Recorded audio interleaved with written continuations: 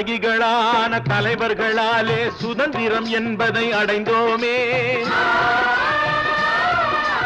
ஒரு சிலர் மட்டும் அனுமதிக்காமல் பலருக்கும் பயன் தர செய்வோமே. தியாகிகளான தலைவர்களாலே சுதந்திரம் என்பதை அடைந்தோமே. ஒரு சிலர் மட்டும் அனுமதிக்காமல் பலருக்கும் பயன் தர செய்வோமே. ஊருக்கு உழைச்சாலே